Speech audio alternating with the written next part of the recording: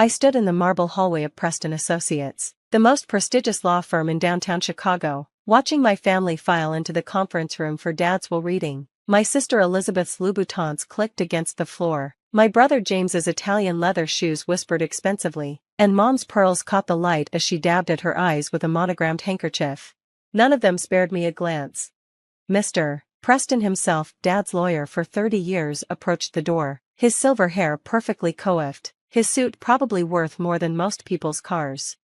"I'm sorry," he said, not sounding sorry at all, "but this reading is for family only." "I am family," I said quietly. "Alexandra Bennett, the youngest daughter." He consulted his list. "I have specific instructions. Only immediate family members involved in the business interests are to attend."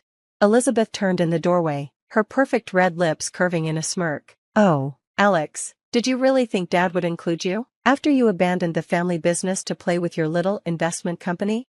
The door closed in my face with a soft, expensive click. I smiled, pulling out my phone and sending a quick text to my CFO, "Start the process." They had no idea that every property they thought they owned, from the flagship department store downtown to their precious McMansions in the suburbs, had been quietly purchased through my little investment company over the past 5 years. Bennett Capital wasn't just successful, it was a billion-dollar real estate empire, and I'd used it to buy every mortgage, every loan, every piece of property the family thought was theirs. Dad never knew. He was too busy grooming Elizabeth and James for succession, too focused on the failing retail empire he'd built, to notice his youngest had become his secret landlord. I checked my watch. The will reading would take about an hour, then the real show would begin. My phone buzzed, a message from Thomas, my head of legal. "Documents ready. Ownership transfer notification scheduled to send in 55 minutes. Perfect timing." I settled into one of the hallway's leather chairs, opened my laptop, and prepared to wait. Through the heavy door, I could hear muffled voices, the familiar cadence of Mr. Preston's formal tone, occasional exclamations from my siblings. A young associate hurried past, then did a double take. "Miss Bennett? Alexandra Bennett of Bennett Capital?" I nodded. "I'm sorry, I didn't realize. Would you like to use an office to wait? The conference room is occupied, but dash." "I know," I smiled, "that's my family in there, excluding me from my father's will reading." His eyes widened. "But your company, owns the building they're sitting in?" "Yes, along with every other property they think belongs to them." He looked like he wanted to say more, but professional discretion won out. He hurried away, probably to share this juicy bit of gossip with his colleagues. I didn't mind. In about 40 minutes, it wouldn't be gossip anymore. I used the time to review the numbers one last time. Bennett department stores had been failing for years, crushed by online competition and changing consumer habits. Dad had refused to adapt, sticking to his outdated business model while taking out more and more loans to stay afloat. Loans that I'd quietly bought through various subsidiaries. The flagship store alone was mortgaged for $12 million, the warehouse properties another $8 million, their personal residences, Elizabeth's lakefront mansion, James's sprawling estate, Mom's penthouse added up to nearly $15 million more. All owned, through a complex web of holding companies, by me. They'd find out soon enough, but first, they had to finish dividing up assets that hadn't really belonged to Dad in years. Right on schedule, the conference room door opened. Elizabeth emerged first, practically glowing with satisfaction. James followed, already on his phone, probably sharing the good news. Mom came last, still dabbing at her eyes. "Oh," Elizabeth said, noticing me. "Still here? I thought you'd have gotten the message by now." "I got several messages," I replied, standing. "Would you all mind joining me in the larger conference room? There's something we need to discuss." "We have nothing to discuss." James didn't look up from his phone. The will was quite clear. "Yes," I agreed, "but property ownership is about to become much clearer." Something in my tone made Mom look up. "Alexandra, what are you talking about?" "Follow me and find out." Maybe it was curiosity, maybe it was the unfamiliar confidence in my voice, but they followed me to the larger conference room. Thomas was waiting, documents arrayed precisely on the polished table. "Everyone, please sit." I gestured to the chairs. "Thomas, begin the notifications." "Yes, Miss Bennett." Phones began buzzing simultaneously, Elizabeth's, James's, Mom's, even Mr. Preston's, who had joined us, looking confused. "What is this?" Elizabeth demanded, staring at her screen. Ownership transfer notifications, I said calmly. Technically, they're just confirming what's been true for years. Every property you think you inherited today? I own them. All of them. The silence was absolute. That's impossible, James finally sputtered. The flagship store was mortgaged to Phoenix Holdings, a subsidiary of Bennett Capital, 3 years ago. My house Elizabeth's voice cracked. Purchased through Lakefront Properties LLC, another Bennett Capital company, when you defaulted on the original mortgage last year. Mom's face had gone pale. The penthouse? That one I bought directly, I said gently, when Dad refinanced it to cover the store's Christmas inventory. Mr. Preston was frantically flipping through papers. This can't be legal. I assure you it is. Thomas handed him a thick folder. Every transaction was properly documented and filed. Your firm handled several of them, though the connection to MS. Bennett was carefully obscured. Elizabeth stood so fast her chair tipped over. You snake, you've been plotting this all along. No, I corrected. I've been building a successful company while you all ran Dad's business into the ground. The fact that I was able to buy up your debts was just opportunity meeting preparation. We'll fight this, James declared. We'll sue Dash. With what money? I asked quietly. The stores are failing. The properties are mortgaged to me. Your personal assets are leveraged to the hilt. Face it, the only thing keeping this family afloat has been my little investment company all along. Mom's hands were shaking. Why? Why would you do this to your own family? Do this to you? I laughed softly. I've been saving you. Every time Dad needed a mysterious new investor. Every time the bank mysteriously extended a loan. Every time a mortgage miraculously got approved, that was me. I've been propping up this family for years while you all treated me like a failure. But the will. Elizabeth's voice was small. Go ahead. I gestured to the papers they'd been so excited about moments ago. Read it again. See how much those properties are worth now that you know who really owns them. Mr. Preston cleared his throat. Ms. Bennett is correct. Without the real estate holdings, the estate's value is primarily in the retail business itself, which according to these figures, is worth less than zero. I finished. The only thing keeping Bennett department stores operating has been my willingness to extend credit and delay calling in the loans. You wouldn't, James whispered. You couldn't just destroy everything Dad built. No, I agreed. I won't. But things are going to change.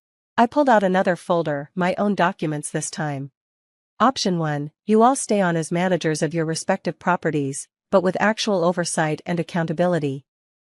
No more treating the stores like personal piggy banks, no more vanity renovations, no more hiding losses. And option 2? Mom asked faintly. I sell everything. The stores, the properties, all of it. You'll have 30 days to vacate. Elizabeth sank back into her righted chair. You'd throw your own mother out of her home? The same mother who just excluded me from Dad's will reading?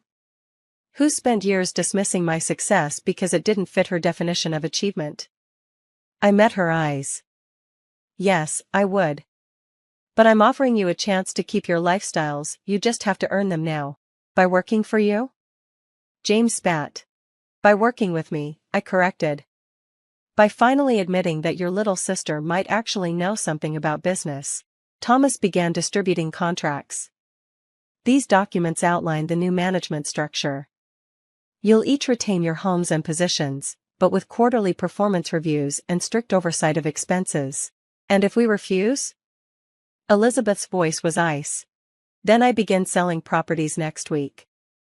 I already have interested buyers for the flagship store location.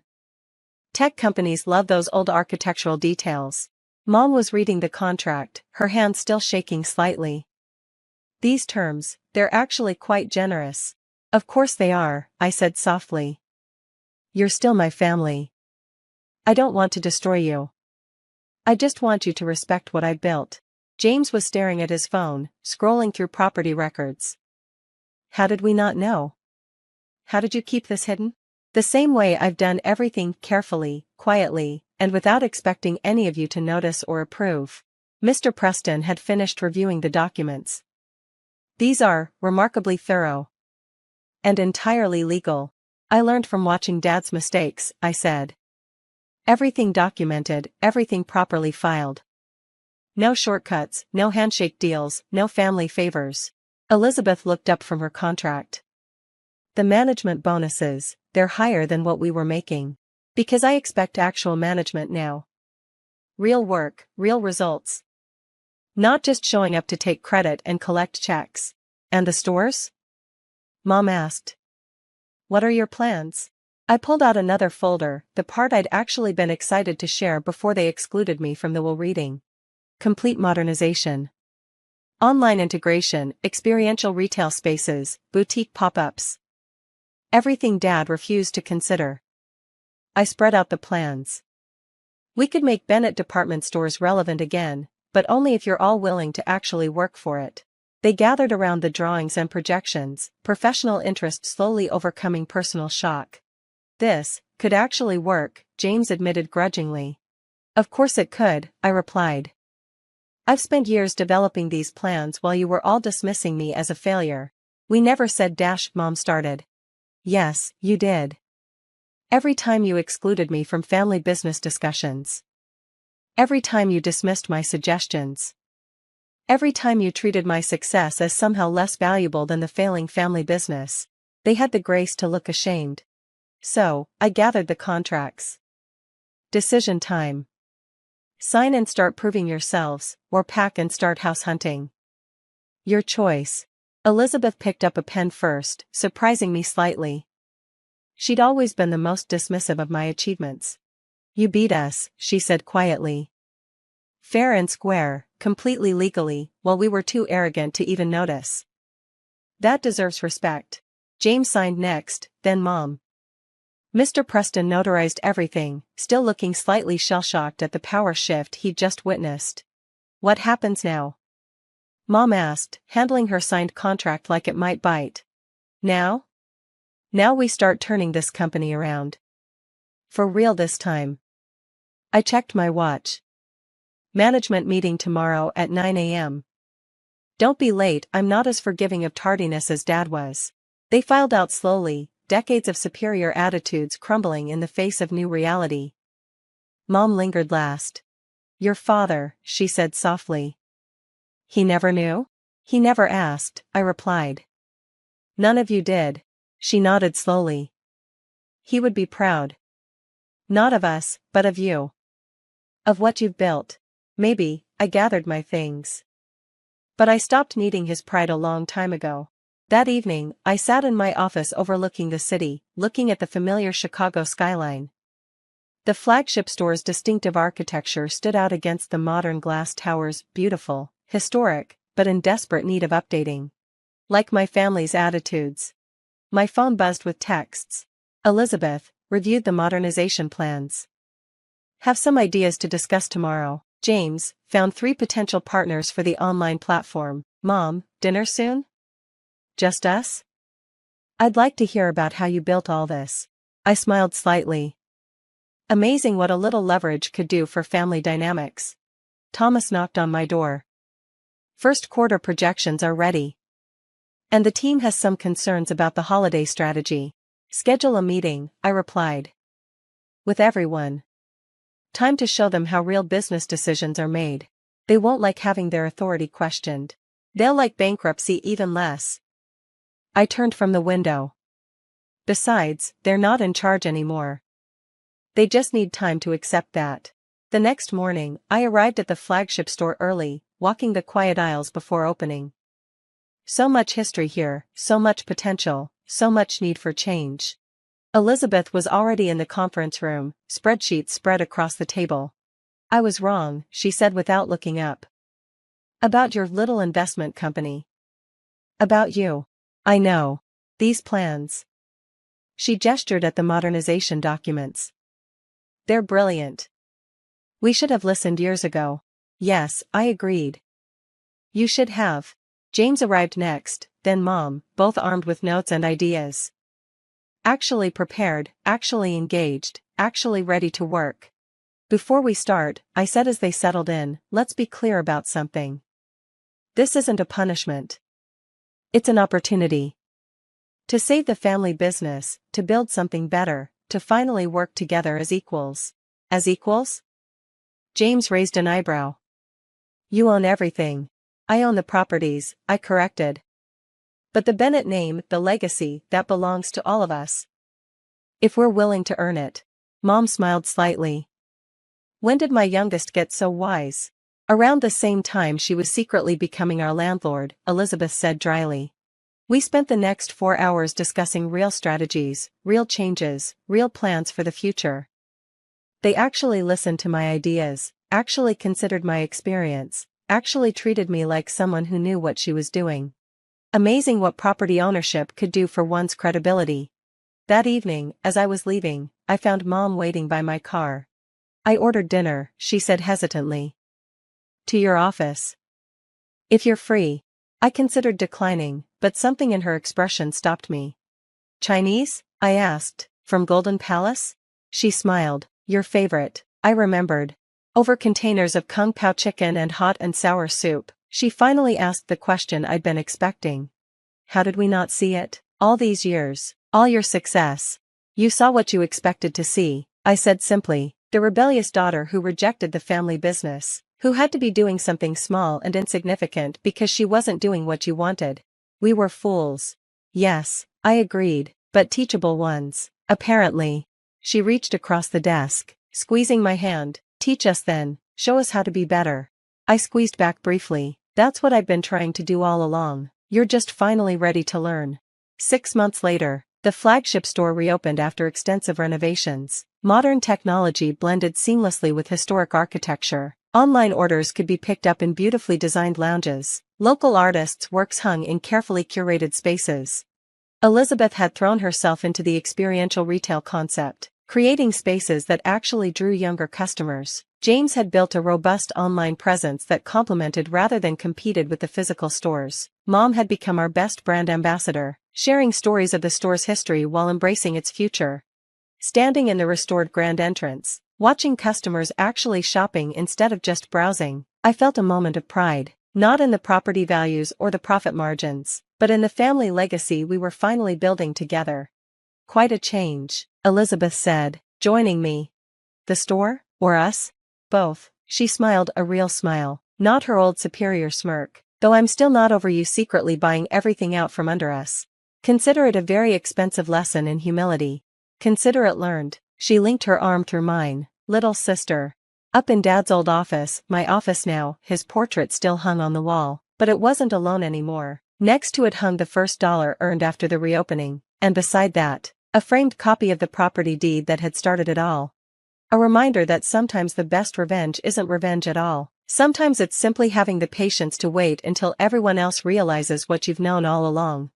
That success doesn't always look the way people expect. That family isn't about control but cooperation. That sometimes the best way to save something is to be willing to change everything. And that sometimes, just sometimes, the best business decision is to buy your own family's property right out from under them. Just to teach them to pay attention.